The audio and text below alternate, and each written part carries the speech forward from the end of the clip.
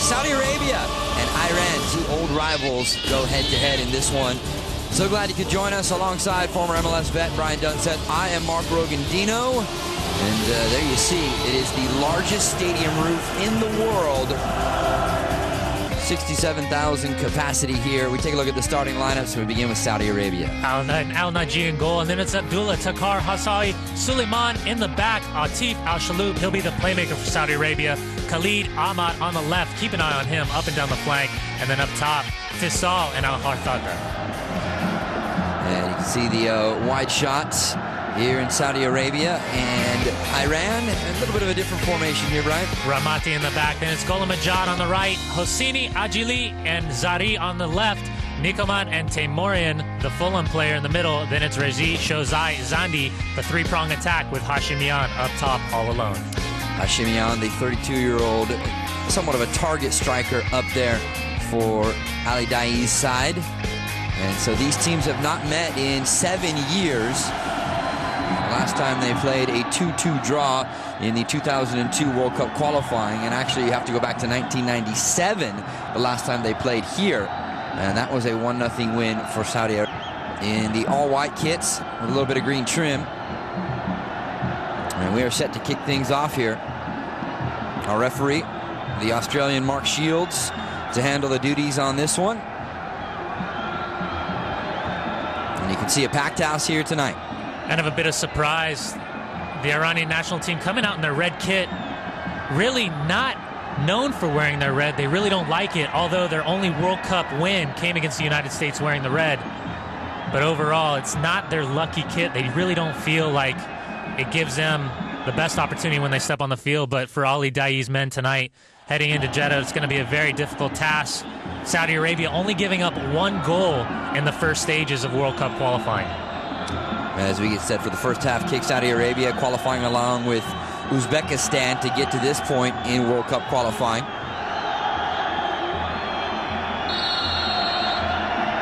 First half action is underway. As I mentioned, it is Saudi Arabia in the all-white with a bit of green trim, attacking from left to right across your screen, while Iran, 46th ranked in the FIFA World Rankings in the all-red kits, attacking from right to left. Once again, it's Brian Dunseth and Mark Rogandino here with you for this one. And Iran looking for some possession here in the early going.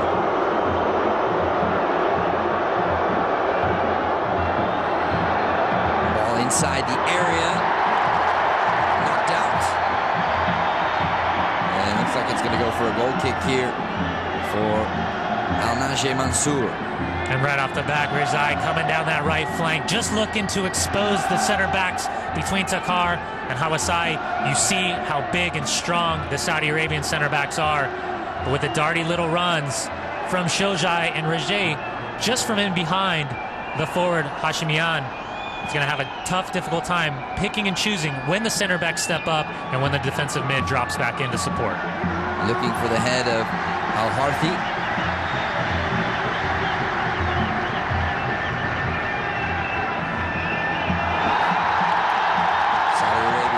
Side to handle here on their own home turf. And this one will be knocked out for a throw here for the home side.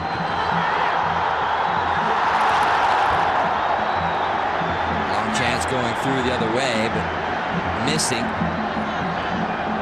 And you just see the speed of the offensive side of the attack for Saudi Arabia between Al-Shaloub and Atif, the number 8 we just saw coming through the screen.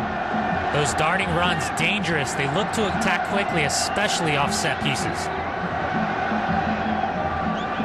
Well, when we showed you the formations, you could see that Iran lining things up a bit difficult. Brian, you think that might make it tough for them in terms of the midfield? Because a lot of numbers in the midfield for Saudi Arabia. Well, in the media lately, Ali Daei, the former striker, international goal scorer with 103 international goals to his name, now as a head coach, and being criticized in the media lately for not recalling Mehdi Matavikia as well as Ali Karimi, 2 players between them with over 212 international caps. So it's a bit of a young formation, really a lot of emphasis on the attack for Iran, but a lot of inexperience for the most part. Yeah, aside from Hashimi and the 32-year-old up top, most of the players in their 20s. Bin Sultan trying to find his way inside the area, but a whistle comes in, and a free kick here for Iran. And between Aguili and Hosseini, the two center backs for Iran, you're going to have to be very, very cognizant of playing close together. Right there, we just saw the speed of the number 7 for Saudi Arabia, Bin Sultan, how fast he is, how darty he is. So just the mentality is you got to stay close together, really close down those spaces, force everything wide. This is Ramati to put it back in play. Long ball forward. Saudi Arabia converges and back to their goalkeeper.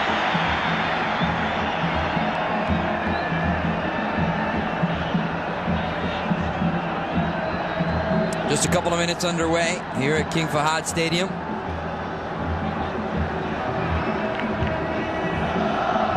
And scoreless so far. We've seen a couple times already here in the early going that Saudi Arabia content to bypass the midfield. Now Iran looking to come back the other way, and a whistle. Free kick as Tukar. Looked like he got a little too much contact there.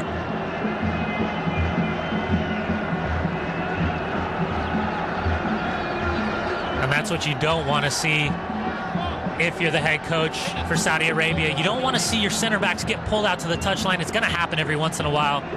But right there, that late run coming out of the midfield from Zandi.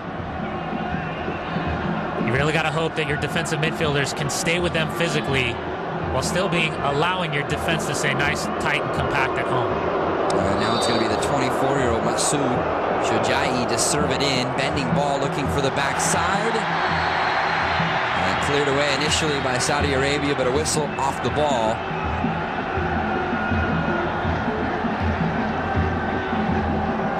So they'll send it back the other way. And you see the number 5, Aguili, running back, having a conversation with the referee. Really known as the most dangerous player on set pieces for Iran. Big, strong in the air, and 15 appearances. Already has 4 goals internationally to his name. Saudi Arabia finding a little bit of space here. And Sultan inside. Iran did well to cover their tracks and get back defensively. Now a chance for them to go back the other way.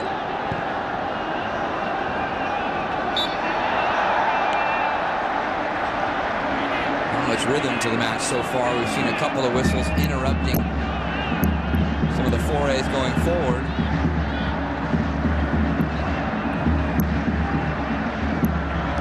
I think probably, as you might imagine, the referee Mark Shields, with 2 heated rivals like this, have to keep things under wraps in the early going. Offside flag is up.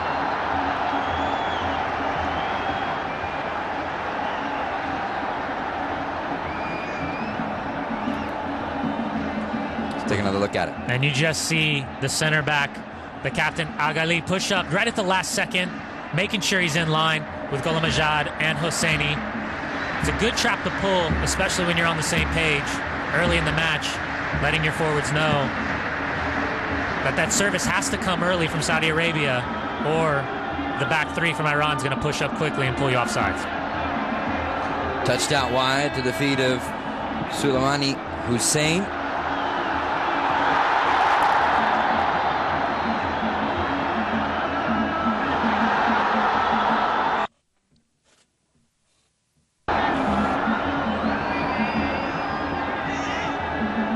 Iran settling in things at the back here. Ghulam Nejad on the right side.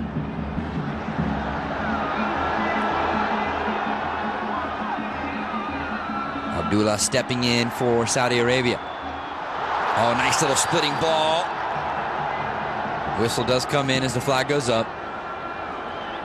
And once again, it's that leader in the fence. Agali doing a good job making sure his back 4 staying in line with him, playing that deepest role. Then he holds, and right there, just a good job. Well, although Iran is a young side, Brian, I guess that shows you some pretty good cohesion at the back, in the sense that 2 or 3 times now we've seen them play the trap just right. I mean, if there's not the good communication there, that's a double-edged sword, and certainly it's going to be Saudi Arabia with some chances. And definitely the one thing you have to worry about with holding such a good line is you have to be very, very aware of those late runs as defenders, you instantly stop. You got your hand up. You're motioning the referee. It's offsides. But if that ball's played through and you get that late darting run through the midfield, you're stood still. Offensive player runs through. And we've already seen Ashlub and Atef, how fast they are. Just a simple ball, a little chipped over the top. Maybe that on-running play will break that offsides trap early. That along with Bin Sultan. He's had some nice runs diagonally to get the ball into space. Just been in the offside position a couple of times. Shojai with the service inside the area. Still loose here for Iran. The chance, far side, deflected away. Does the whole match just have hits like this?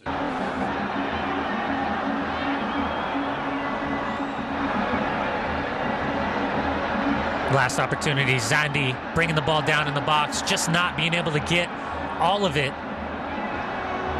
But if you're not going to be able to get a great shot, at least put the ball in front of the keeper. Make the number 12 goalie for Saudi Arabia, Al-Naji, make a decision whether he comes off and commits, or it could be just a little redirection and cause some problems in the box. Saudi Arabia settling in here at the back through Hassawi. Out on the left side. Surging ball inside, headed clear at the back. Not cleanly, though. Second chance opportunity. And deflected back toward the feet of Ramati. And you like the initial clearance from Aguili going up strong in the air, but you'd like to see him push the ball just a little bit wider. Anytime that ball drops to the top of the 18, you know you're going to have midfielders pushing up for Saudi Arabia. That time, the number 17, Atif, just getting a little half opportunity, but good job by Aguili closing down the space, making up for the mistake he made initially.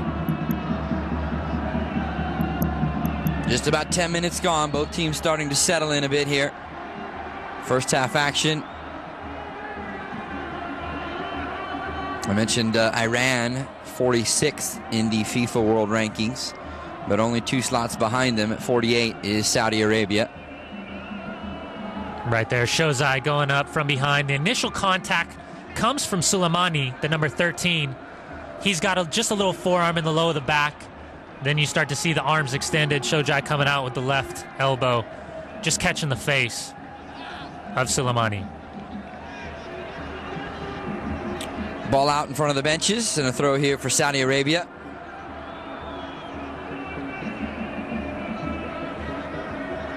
Abdullah to put it back in play.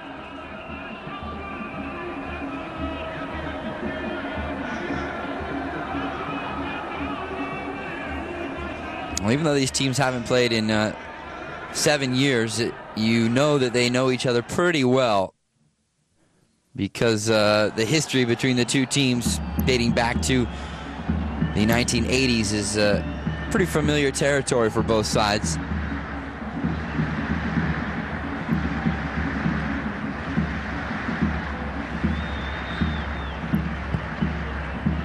In fact, in 2001, the last time they did play, I mentioned the score, a 2-2 scoreline, and the coach now of Iran, Ali Dai, did have a goal in that one. Left side, see if Saudi Arabia can build some attack here.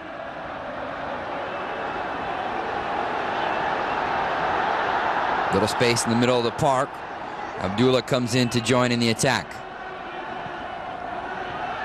Big switch across from Aziz.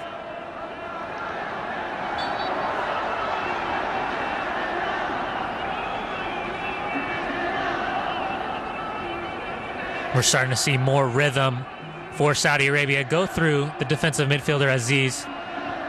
We see how much ground he's been covering in the first 12 minutes, getting the ball off his feet, looking to switch, looking to combine. But for Saudi Arabia, the success they're having is that playing and moving in the midfield, fast, quick passing, and looking to expose the back line through the speed of Ben Saltine and the number 11, Al-Harthi. Yeah, I was actually just going to say, it seems like when Saudi Arabia do not have the ball, they're quite content to make sure they drop all numbers back, defend first, and then really try and break out with the speed, as you suggested.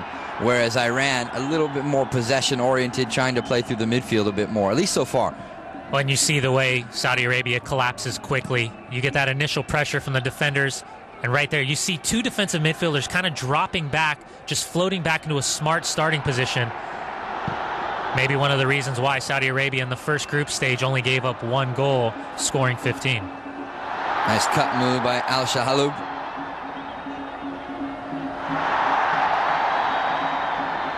And now Saudi Arabia trying to penetrate inside that offensive third.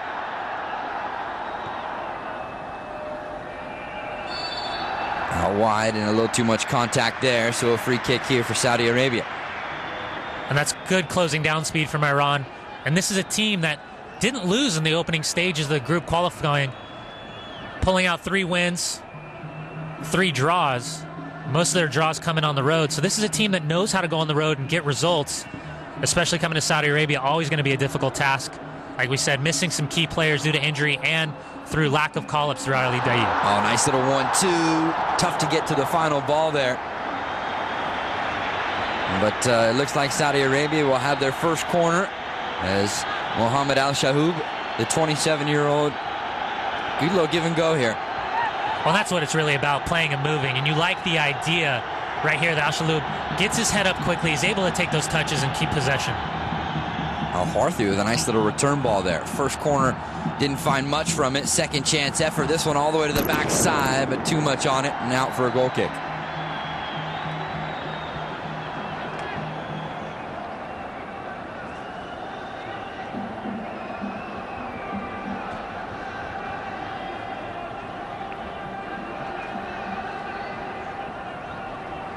Almost through the first quarter of an hour, scoreless between Saudi Arabia and Iran. Ramati, 25-year-old goalkeeper, to put it back in play.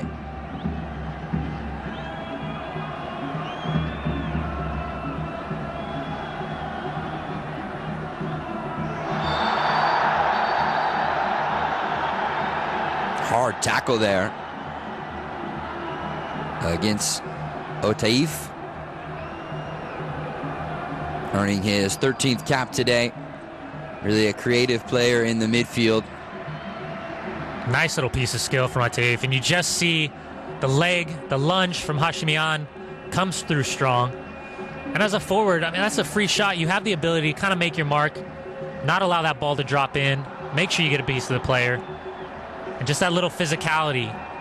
Saudi Arabia seemingly having a better run of play and possession going forward in the attack. And what you'd like to see from Iran is just a little bit more ball movement through the number 6, Nekonam, and the number 14, Teimourian. Both players with tons and tons of experience. Teimourian playing at Fulham, being the first Iranian to score in the Premiership. And Nekonam, defensive midfielder, he scored on the weekend versus Villarreal from the penalty spot in a 1-1 draw. Yeah, for Iran, in contrast to Saudi Arabia in the midfield, I mean, they have some players that play for some big-time clubs. A couple of players on Osasuna, you just mentioned Teimourian for Fulham. So those guys really getting a chance to bite their teeth on some quality football in terms of the club stages. Now, we've seen the success, especially in Germany, that Iranian football players have had, whether it's Hashemian with Hamburg, Munich, Hanover, back to Bochum for his second stint, or Mehdi Matavikia, who's been there for over 10 years. You throw in Ali Daei and the time he spent at Bayern Munich and the successes he's had both internationally and at the club level. It's a nice little pipeline that we've seen really since 1998 and the World Cup stages where Iran played Germany in the World Cup. I guess the question for Ali Daei has to be, is we've seen it across so many stages in football, is can a great player for one country, turn into a coach and have similar success? Probably a mixed bag, I guess, from my point of view. Sometimes it turns out good for the team, but other times we've seen disaster. Well, and then you throw in the fact that it's a player who's now a coach, and he's having to make decisions that really are so important, not only for his country, but for his teammates, his past teammates. And we've heard some of the press and the criticisms about the call-ups lacking for Matavikia or Ali Karimi. Talk of maybe there is a little bit of an ego involved in both of those players not chosen. So you talk about the difficulties going from that player to a coach role, and the decisions you have to make are definitely not easy. Iran trying to get back defensively here. Saudi Arabia looking for the service. Couple of cut moves to open some space. Overlapping run into the feet of Abdullah. Couldn't provide the service.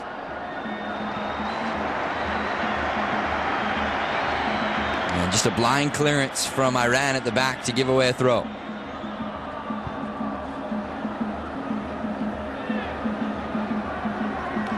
A lot of this first almost 18 minutes being played in Iran's half. Saudi Arabia, although we showed you the possession graphic a moment ago, 50-50, but I think areas of possession has been better for Saudi Arabia. Tukar.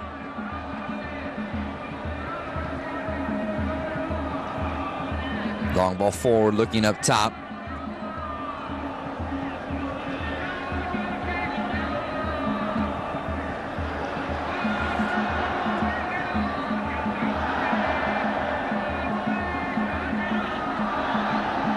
Hint of a foul, but no whistle. Iran plays through it.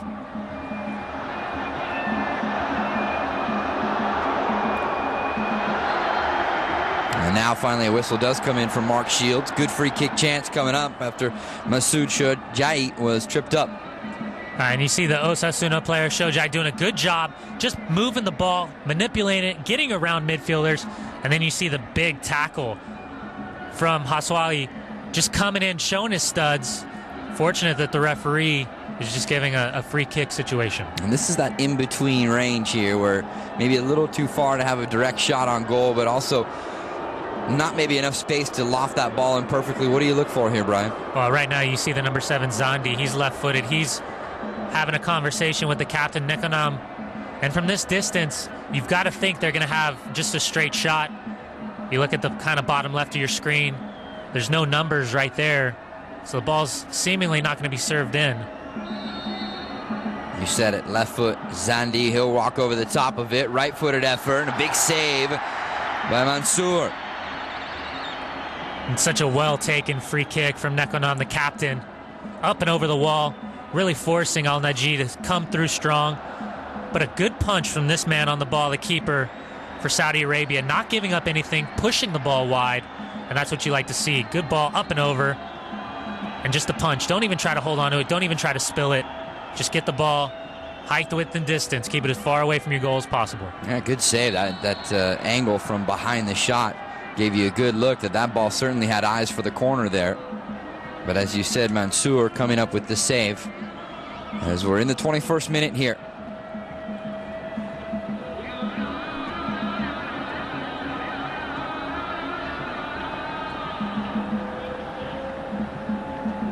We've made mention a couple of times, Brian, about Ali Daei and what he's trying to do with Iran. But on the other side, you have Nasser Al-Jahar, the caretaker coach for Saudi Arabia right now. And he seems to be the guy that anytime they kick one coach out, he's the guy they bring in the meantime. Yeah, and he's a guy that's definitely not happy with the way his job's been presented. Very, very vocal about wanting to become the full-time head coach. And we saw just after the first round of qualifications, Saudi Arabia is not afraid to pull the trigger and make changes. So it'll be interesting to see after the result of this match, if it's a positive one, if Al-Jahar is able to keep that title and take away the interim tag, or Saudi Arabia once again brings in a new coach, new philosophy, new choices, and a little bit more of an upheaval from a team that's seemingly done extremely well on the first stages and is pretty much in the last 4 World Cups qualified. Not handily, but pretty easily as far as qualifications are concerned. And obviously the word around amongst Saudi Arabian soccer fans is maybe not sure what would be the best result here, because a win might secure things for Al-Jahar as the coach, or there might be some more turnover should they not come up with a good result against Iran here today. Wide near the line. Big ball to try and spring the attack over the top. This might be the chance they're looking for. Bin Sultan cuts it back onto his right foot. Calls for a penalty.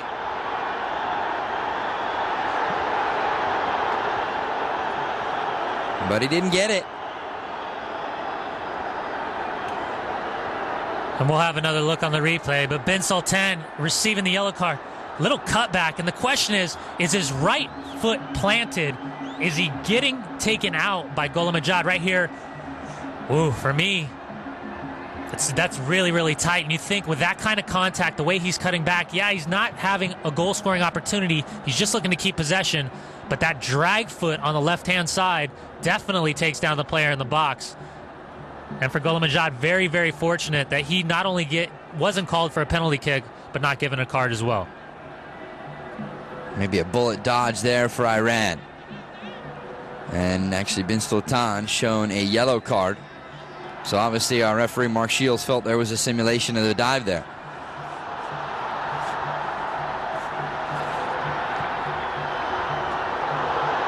Here comes Saudi Arabia. Long distance shot deflected on its way in. Al-Harthi tried to fire it in with the left foot. And that's what you like to see. We've seen so much possession in the middle third by Saudi Arabia. Ball movement, quick passes. Right here, once again, the replay. You see the contact. It's that cut foot. Watch the right foot. Left foot from Golamajad takes him down. He's going to look for any foul in the box. But for Saudi Arabia, start pulling the trigger from distance. See if you can get the center backs to step up, close down that space. Then you might have the little darting run from either Al-Shaloub or Atef opening things up. Zandi playing it into the feet of Rezai. Far side. First chance is deflected away. Follow-up chance maybe for Hashimian. Not this time. Soccer fans, reminder for you, MLS Saturday on FSC continues. The Chicago Fire and New York Red Bulls, 8 p.m. Eastern Time, 5 p.m. on the West Coast. Join Todd Grisham and the rest of the Fox Soccer Channel crew for the pregame and postgame. And, of course, the Fire and Red Bulls in between.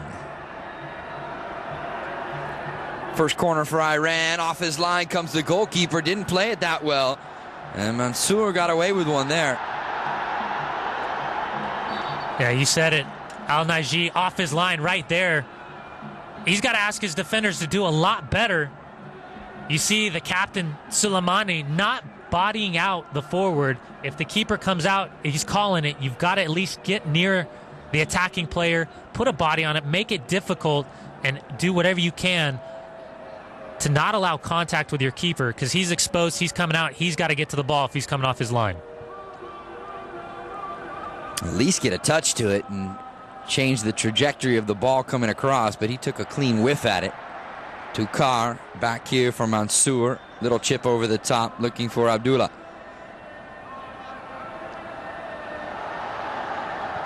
Good work from Saudi Arabia to get the ball up top. Chance to go in front. Big save at the back from Ramati.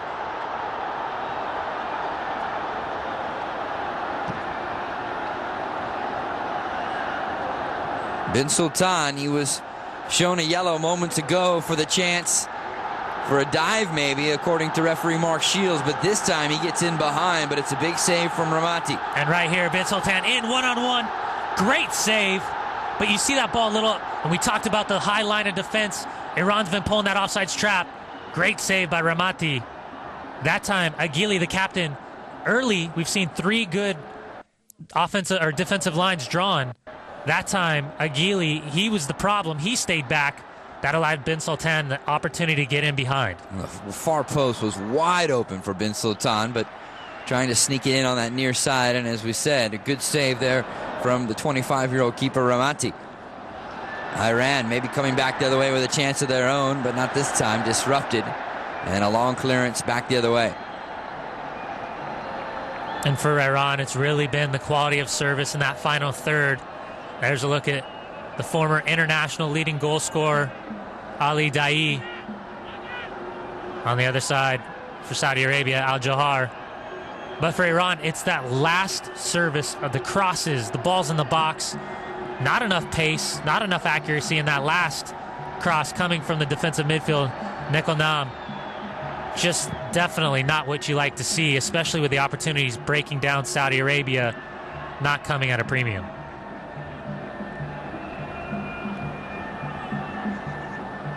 th minute of play, scoreless here at King Fahad Stadium in Riyadh.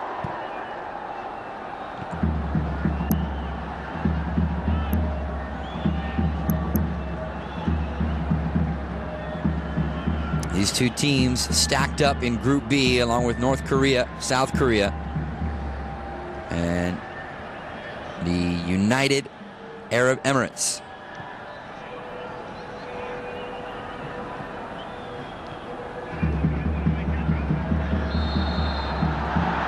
Free kick here for Iran.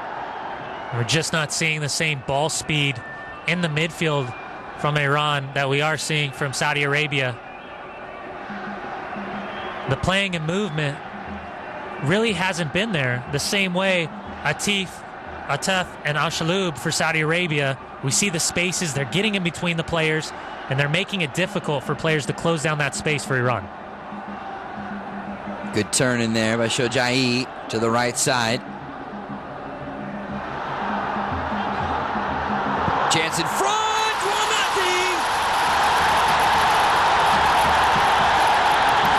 Al-Wardi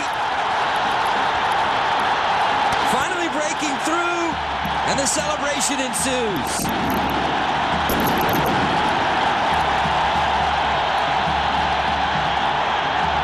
And we talked about staying with runners. This time it's the outside back, Abdullah, number 22, coming down the flank. And it's just that overlapping run that opens up Iran's left side. Not staying with the runners. Great little layoff. Ball cut up to the top of the 6. And right there, great finish from Al-Harthi. And you have to ask the question, why is he allowed to create that much space away from Hosseini, the number 4? You're worried about that cutback across the 6, but you've got to stay with the runs in the box. That time, the right back, Abdullah, good heads-up play. He's got his head up the entire way, driving into the box. Simple layoff. And not only is Hosseini not close enough, he's turning his back to the play. Quality finish there from Saad Al-Harthi to put Saudi Arabia in front. 1-0, comes at 29 minutes into the first half.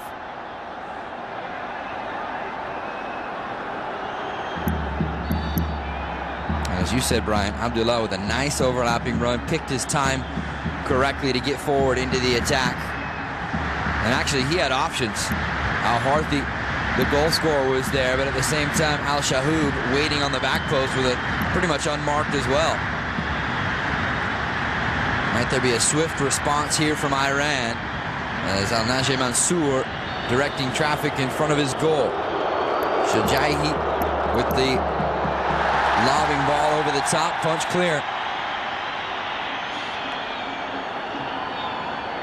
Once again, the captain left back, Soleimani for Saudi Arabia, allowing his mark to run free.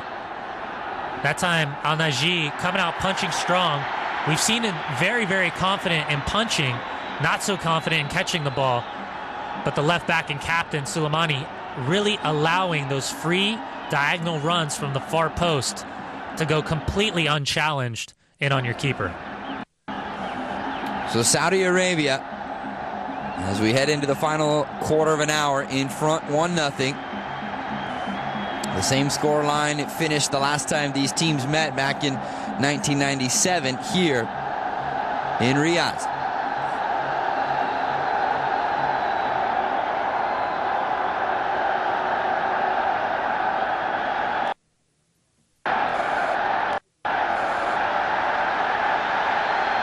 Mansour smothering that one inside his 6, and good distribution out to the right side here.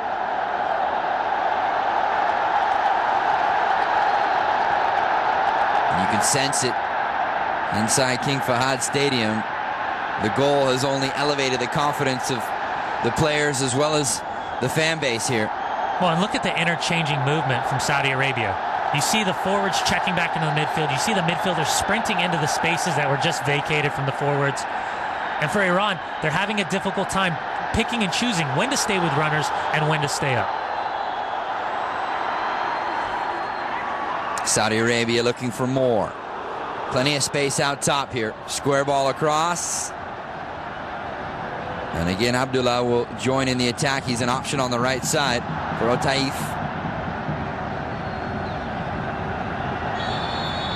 Hard tackle by Takar. And Iran will pick up the free kick. And you have to wonder how many more free tackles from behind we're going to see from Takar or Hassawi. Not too dangerous, but we're seeing a lot of persistent fouling, looking to put the Iranian forwards under pressure as quickly as possible. And that's one of the reasons why Saudi Arabia has been so successful in the first 33 minutes. That instant defense, collapsing, closing down the space, not allowing the Iranian attack to get any touches going forward. Confident to the back here. Hassawi weaving his way forward. Now Shahoub, direct ball up top.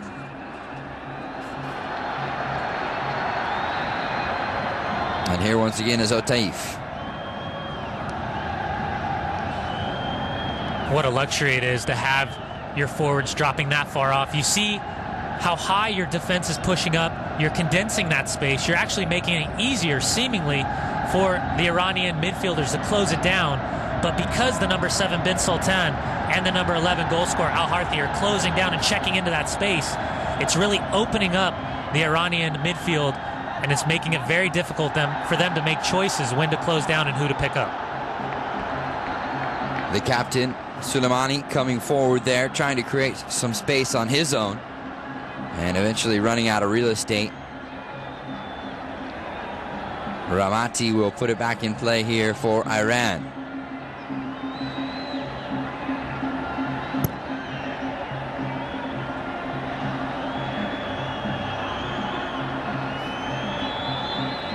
We made mention that 1997 was the last time these teams met here in Riyadh, but the last time that Iran beat Saudi Arabia was for the 2002 World Cup qualifying, and that was in Tehran in 2001.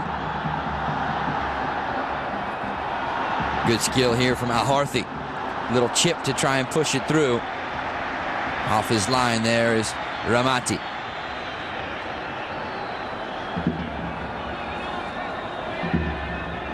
Let's look at the goal scorer. Just a couple of minutes ago, about 5 minutes ago, putting Saudi Arabia in front. Zandi plays it out wide.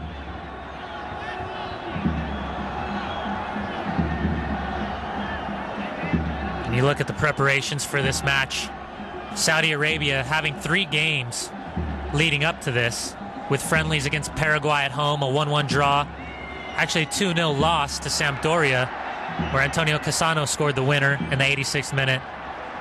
And then last Saturday, 2-1 win at home against Qatar. On the other side for Iran and for Ali Daei, they had a 1-0 win on the August 28th against Azerbaijan, and then spent the next 2 weeks in a training camp in Quiche. So the train of thought is it better to have a few more games, get that match fitness, get your little technical issues out of the way, or go into a more honed training camp where you can focus on training sessions every day rather than the match fitness and the game experience? Well, you're the former player, MLS vet. You tell me what you would prefer. I think anytime you have the opportunity to play games, it's more important than just practicing, warming up, shooting, crossing, doing those little things. You'd rather learn from experience than just learn from day in and day out, getting harped on your coach about closing down space and angles. You'd rather have that 11 versus 11 challenge. Because from your perspective as a former player, in practice, you rarely ever get up to that game speed, right? It's very rare. I mean, every once in a while you'll be able to, but more than anything, you're trying to think about how you can finish this day out, get home, take your legs up, especially during a training camp situation. You're more isolated more than anything. Iran trying to search for a way to get inside and penetrate that final third of the field. Looking for the switch there from Hosseini. Not much coming.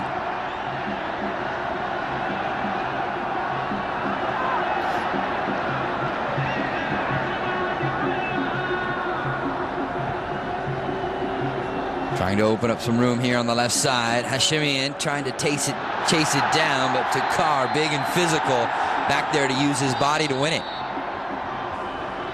And that's what's been impressive by the two center backs, Hassawi and Takar. The playing a movement off each other. When one checks, the other drops in, and vice versa. That time, Takar steps with Hashemian. The initial check, Hashemian spins out. Takar can drop back into that space. Hassawi just covers him, beats him to the ball, closes down the angle quickly, and then absorbs the foul from behind. And Hashimian has not seen a ton of the ball here in the first half. You figure you want to get the ball into your forward's feet and have him find an opportunity to have some overlapping runs, but really he hasn't seen much service from the midfield. Yeah, you're really starting to see the Iranian midfielders collapse. Player down at the back here for Iran.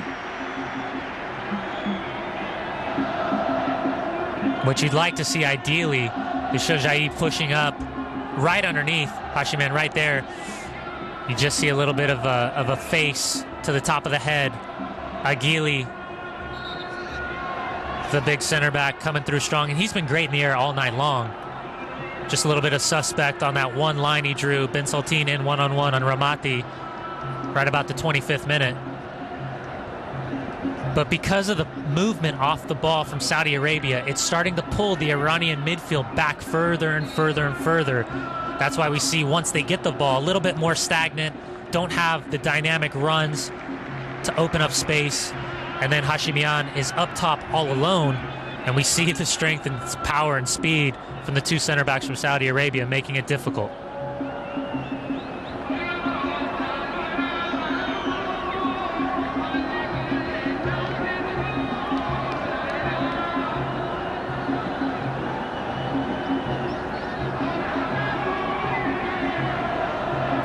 Final 6 minutes of regulation here in the first half. And that quick shot right there, Ben Sultan, he is the goal scorer for Saudi Arabia.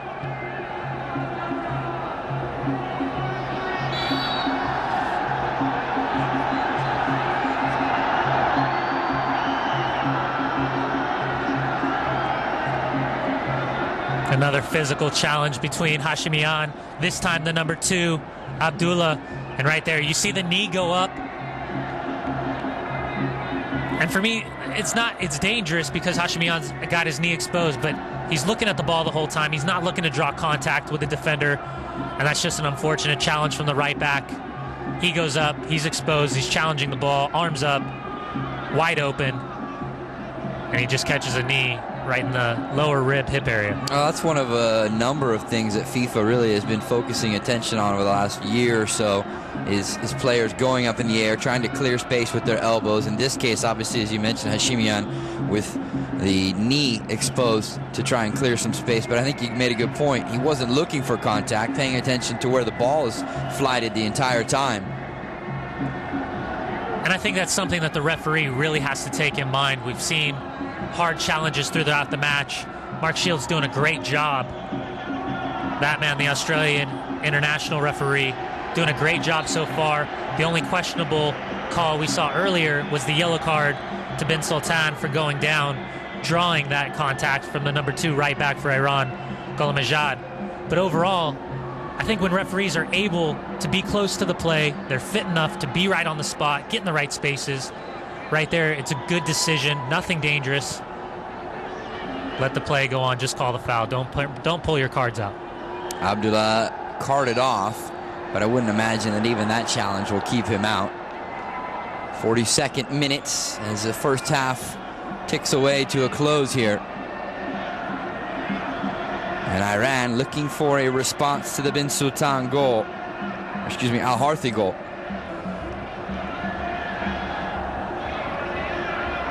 And you see Iran very content in the midfield to keep possession, that middle third.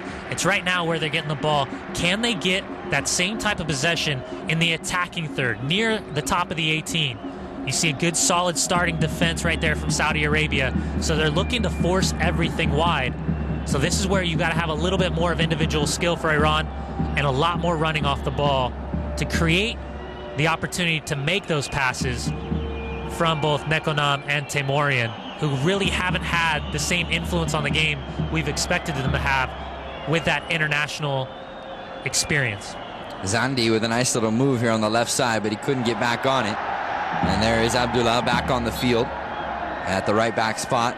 We showed you the possession meter that continues to tick here in the first half. We also gave you a glance at it around minute 20, and it was 50-50 at that time. And now Saudi Arabia has stolen away a little more possession in this latter half of half number 1. Slight advantage, 53 to 47%. And it's such a deceptive thing to see anyways. I mean, if you take the game for what it is right now, you'd have to say Saudi Arabia, as far as more important ball percentage, it's going to be in the attack. Iran, more of the midfield third to defensive third. They're doing a good job. That's Saudi Arabia just started getting back defensively. But overall, you'd have to say in the first half, the run of play and chances are really going Saudi Arabia's way. Hashimian playing it into the space. And might they earn a corner here, Iran? Not this time. Yeah, it's almost like you have shots and shots on goal. There needs to be time of possession and then possession in a dangerous spot, or a possession in the offensive third. Exactly. Mansour will put it back in play, trying to keep this 0 on the board for another couple minutes here to finish up half number 1.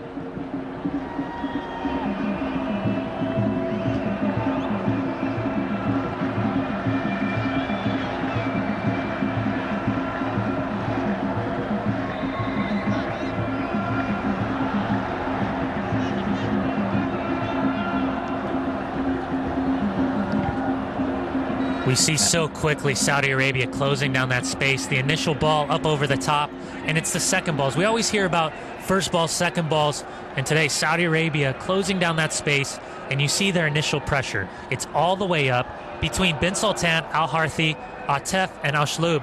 They're not allowing Iran any time on the ball in their own defensive half, and that's why we're seeing more and more chances and better possession for Saudi Arabia. Final minute of regulation here. You have to wonder if maybe for the second half, Ali Daei might switch the tactics up, maybe the formation a bit as well too, because as we spoke about, Hashimian hasn't seen a ton of touches up top. I think they need a little more help in the midfield. Would you agree? Yeah, you would think they need just a little bit more of an offensive attack. I have a tough time seeing him throw on a second forward just because they've been struggling so much in the midfield. Chance to make it 2-0. Whistles just wide. Saudi Arabia did not hesitate to put the ball back in play off the free kick chance. And Al-Shaloub, look how quickly they play it here on the replay. And that's just got to be so aggravating for Ali Daei. Right there, that's just turning off.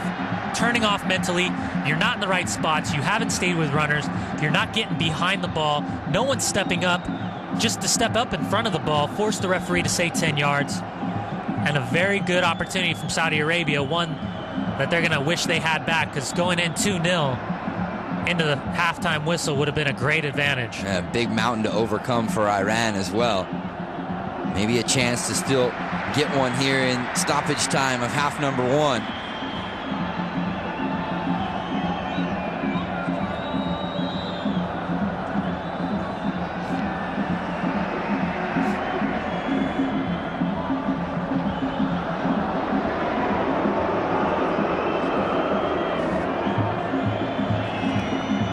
Better half chance right there from Iran. And you see, because of the defense closing down so quickly, you're going to have to get those quick opportunities off your feet, not allow the ball to bounce, and just look to create something rather than have something be given to you. So the final seconds of half number 1. Mansour putting it back in play.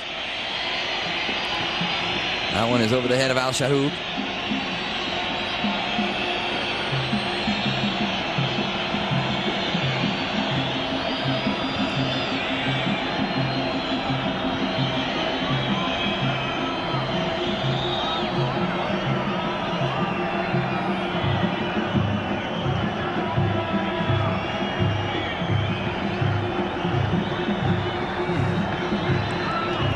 Zareh up the left side.